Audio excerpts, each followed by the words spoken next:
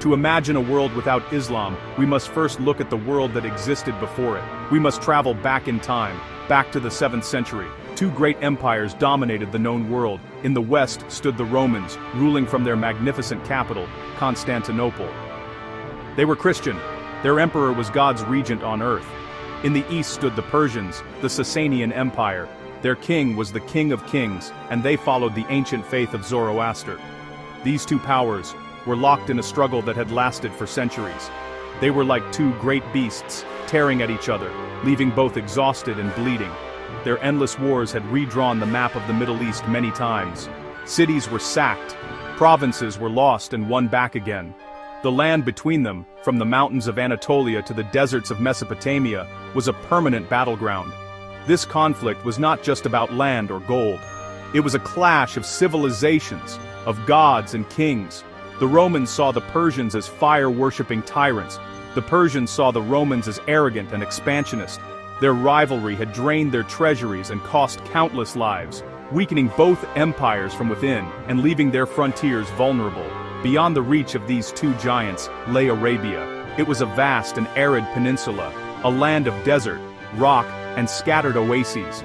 To the Romans and Persians, it was a backwater, a place of nomads, merchants, and minor kingdoms on the fringe of their great empires. They paid it little attention. The Arabs themselves were divided. They were tribes, not a nation. They worshipped many gods and spirits. Their loyalties were to their clan, their family, their city. Mecca was a bustling center of trade, home to a sacred sanctuary called the Kaaba, which drew pilgrims from across the land. Yet this world was on the cusp of a dramatic and unforeseen change. The old certainties were beginning to crumble. The long war had left a spiritual vacuum. People were questioning their old faiths. In the borderlands between the great empires, new ideas were stirring. Messianic prophecies were common. Many expected a great redeemer, a figure who would bring justice and order to a broken world. No one, not the Roman emperor in his palace, nor the Persian king on his throne, could have predicted that the most radical change of all would erupt from the one place they had always ignored, the Arabian desert.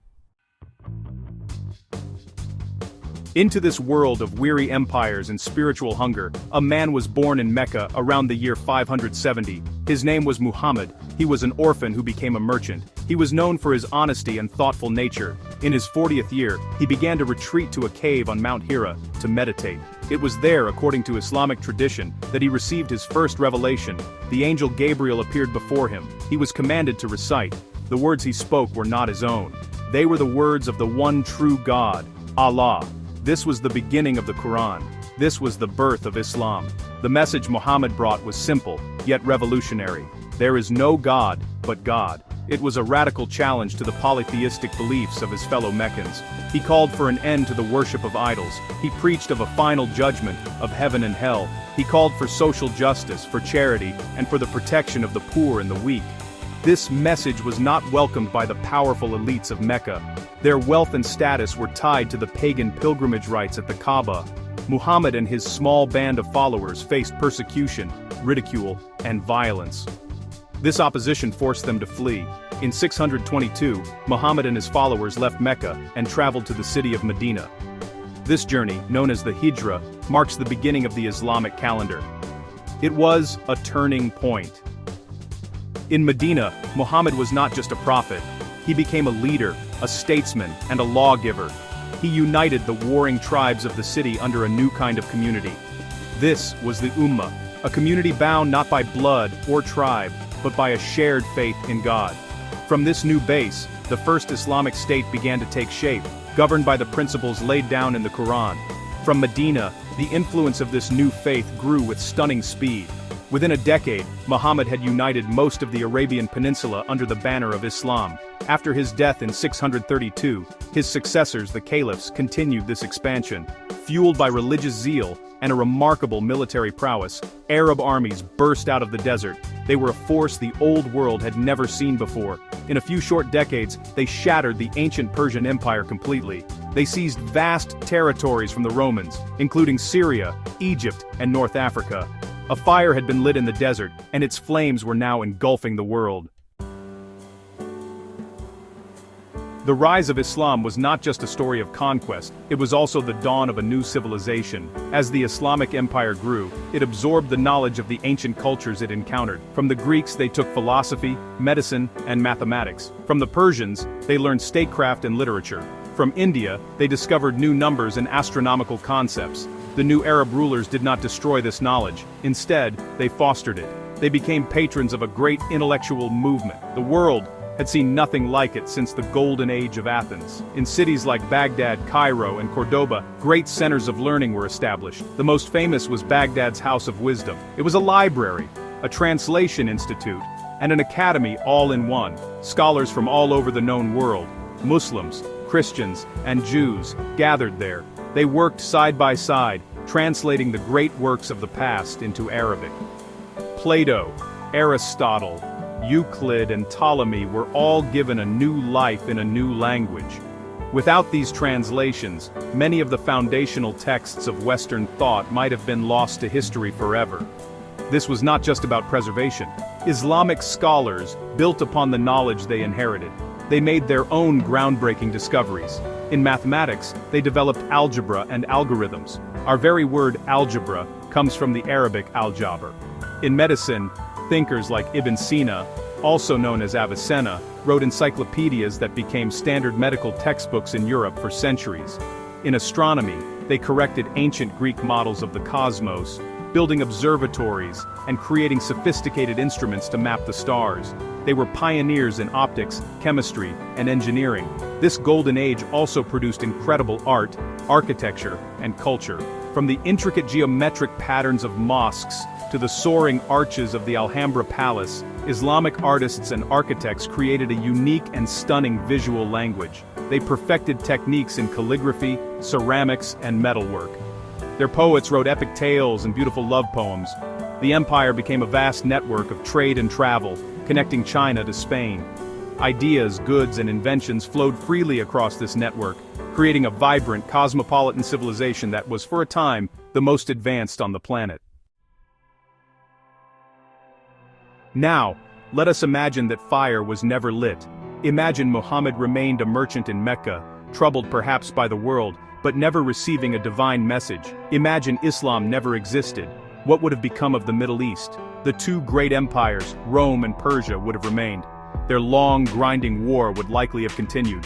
They were exhausted, but neither was on the brink of total collapse before the Arab conquests. They might have fought to a stalemate, or one might have eventually gained a temporary, fragile upper hand over the other. Without the unifying force of Islam, Arabia would have almost certainly remained a collection of competing tribes and city-states. The peninsula would have stayed on the periphery of the great powers. The Arabs would not have become the masters of a vast empire. Instead, they would have continued as they were, traders, nomads, and mercenaries, sometimes fighting for the Romans, sometimes for the Persians. The great division in the region would not have been between Islam and other faiths. It would have remained the old division, between the sphere of Roman influence and the sphere of Persian influence. What of religion? The Middle East was a tapestry of different faiths. Christianity was dominant in the Roman territories of Syria, Egypt, and Palestine, but it was not a single unified church. There were many different sects: Melkites, Nestorians, Jacobites, and Copts.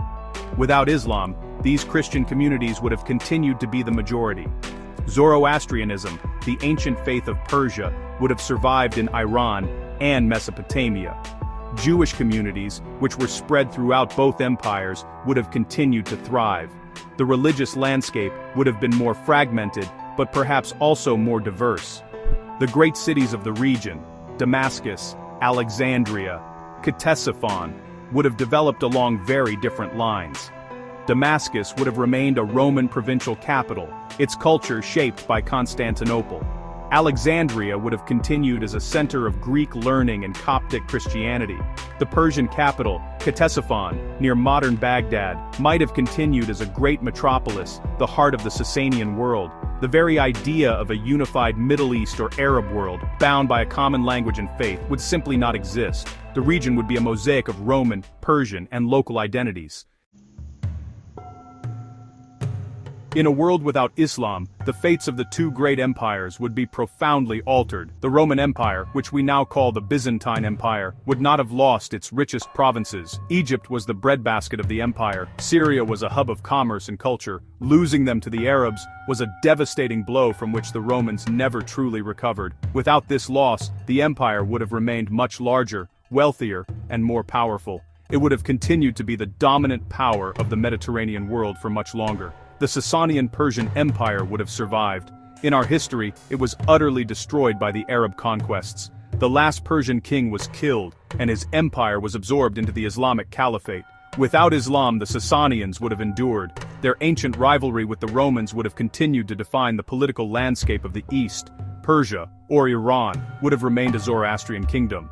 Its unique culture, language and identity would have developed without the profound influence of Arab conquest and Islamic conversion. The history of Iran over the last 1400 years would be completely unrecognizable. This survival of the old empires would have had consequences far beyond their borders. The Roman Empire, secure in its eastern and southern provinces, might have been able to project its power more effectively elsewhere. Perhaps it could have devoted more resources to its struggles with Slavic and Bulgar tribes in the Balkans. Perhaps it could have maintained a stronger presence in Italy, preventing the rise of independent papal power and the eventual split between the Eastern and Western churches. A stronger Rome in the East would mean a very different Europe. The balance of power would have remained bipolar. The world would have been defined by the struggle between Constantinople and Ctesiphon. This dynamic, which had shaped history for centuries, would have continued for centuries more. There would be no third power, no new civilization, emerging from the desert to challenge them both. The political geography of the world would look much more like, well, an extension of late antiquity. The absence of Islam would have sent deep and powerful echoes across Europe. The history of Spain and Portugal would be entirely different. In our world, the Iberian Peninsula was conquered by Arab and Berber armies in the 8th century. For nearly 800 years, it was home to Al-Andalus, a sophisticated Islamic civilization. Without this conquest, Spain would have remained a Christian, Visigothic kingdom. There would be no Alhambra Palace in Granada, no Great Mosque of Córdoba. The centuries-long Reconquista, the Christian reconquest of Spain, a defining event in Spanish history, would never have happened. The Crusades, the great clash between Christian Europe and the Islamic world, would also be erased from history. These holy wars, which shaped European identity and politics for centuries, were a direct response to the expansion of Islam and the capture of Jerusalem. Without an Islamic power controlling the Holy Land, there would be no cause for a crusade. The papacy would not have had this powerful tool to unite the fractious knights of Europe. The complex legacy of the Crusades, the trade, the transfer of knowledge, the deep-seated animosity, would simply not exist. The intellectual life of Europe would also have been poorer. During the Dark Ages, much of the classical knowledge of Greece and Rome was lost to the West. It was preserved and expanded upon in the Islamic world. It was through translations from Arabic, often made in Spain and Sicily, that European scholars rediscovered Aristotle and other Greek masters. This rediscovery helped spark the Renaissance, a great flowering of art, science, and learning. Without the House of Wisdom and the scholars of Al-Andalus, Europe's reawakening would have been delayed, or it might have taken a very different form.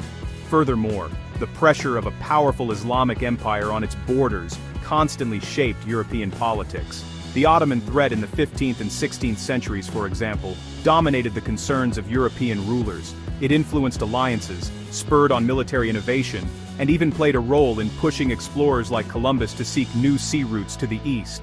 Without this constant external pressure, the internal dynamics of Europe would have been different. The continent's political and military development might have been slower, more inward-looking, and less dynamic. The influence of Islam stretched far beyond the Middle East and Europe. It traveled along ancient trade routes, carried by merchants, missionaries, and mariners. In Africa, Islam spread south across the Sahara Desert. It became the faith of powerful West African empires like Mali and Songhai. Cities like Timbuktu became major centers of Islamic scholarship and trade. Without Islam, these empires might have developed under the influence of their own indigenous traditions, or perhaps Christianity spreading south from Egypt. and Nubia. The cultural and religious map of North and West Africa would be completely redrawn. Further east, along the Indian Ocean, a vibrant maritime world was created by Islamic trade. Arab and Persian sailors established a network that connected the coasts of Africa, Arabia, Persia, India, and the islands of Southeast Asia. Islam followed these trade routes. It became the dominant religion in what is now Indonesia, the most populous Muslim country in the world today. Without this network, the Spice Islands would have remained primarily Hindu and Buddhist. The Swahili culture of the East African coast, a unique blend of African and Arab influences, would never have come into being. Even the history of India would be different. While the subcontinent was never fully conquered, powerful Islamic sultanates and later the Mughal Empire came to rule large parts of northern India for centuries. This led to a profound cultural synthesis, a blending of Islamic and Hindu traditions that is visible in the art, architecture, language, and cuisine of the region. The Taj Mahal, a monument built by a Mughal emperor, is a perfect symbol of this fusion. Without Islam, India's history would have been one of competing Hindu and Buddhist kingdoms, without the transformative impact of this new religion from the West. And what are the connections between worlds? The Islamic Caliphate created a vast zone of relative peace and common language that stretched from Spain to the borders of China. This facilitated the Silk Road and other trade routes, allowing not just goods, but also technologies and ideas to travel. Paper and the compass, both Chinese inventions, were transmitted to the West via the Islamic world. Without this vast intermediary zone, the different civilizations of Eurasia might have remained far more isolated from one another. The exchange of ideas that drives human progress would have been significantly slower. Language is the bedrock of culture. The rise of Islam made Arabic one of the world's great languages. As the language of the Quran, it became the sacred tongue for hundreds of millions of people. It also became the language of government, science, and literature across a vast empire. Its influence is still visible today. Languages from Spanish and Portuguese to Persian and Swahili are filled with Arabic loanwords. Without Islam, Arabic would have remained the language of a few tribes in the desert. The dominant languages of the Middle East would likely be Aramaic, Coptic, and Greek, while Persian would have continued to hold sway in Iran. The religious map of the world would be unrecognizable. Christianity would likely be far more dominant across the Middle East and North Africa. However, it would be a different kind of Christianity. The churches of the East, the Coptic, Syriac, and Nestorian churches, would not have become minority communities under Islamic rule. They might have remained the majority faiths of their regions. Perhaps the Nestorian Church, which was already spreading across Asia, would have had even greater success, converting large populations along the Silk Road, and even in China. The world might have had three major Christian centers: Rome, Constantinople, and a third in the East. The identity of peoples would have been forged differently. The concept of an Arab identity, so closely tied to language and the history of Islam, would be much weaker. People in Egypt would see themselves as Copts. People in Syria might identify as Arameans or Romans. The idea of a unified Muslim world, or Ummah, would not exist. Instead, identities would be based on older imperial loyalties, Roman or Persian, local ethnicities, or different Christian sects. The great civilizational divide would not be between Islam and the West, but perhaps between Eastern and Western Christianity, or between the Roman and Persian worlds. This alternate world might have avoided some of the conflicts that have shaped our own history. There would be no crusades, no jihads, no clash between a monolithic Islam and Christendom. But this does not mean it would be a world at peace.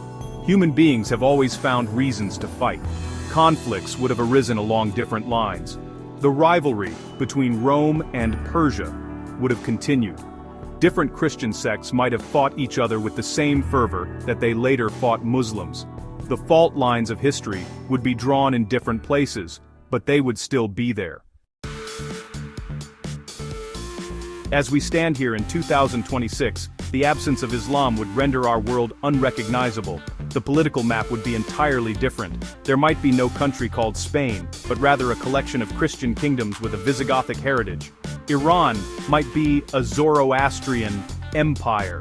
The borders of the Middle East and North Africa would be drawn along ancient Roman and Persian lines. not the colonial lines of the 20th century. The very concept of the West versus the East would have a completely different meaning, perhaps referring to the old split between the Latin and Greek halves of the Roman Empire. Technology and science might have followed a different path. Without the preservation and advancement of knowledge in the Islamic Golden Age, the European Renaissance could have been stunted or delayed by centuries.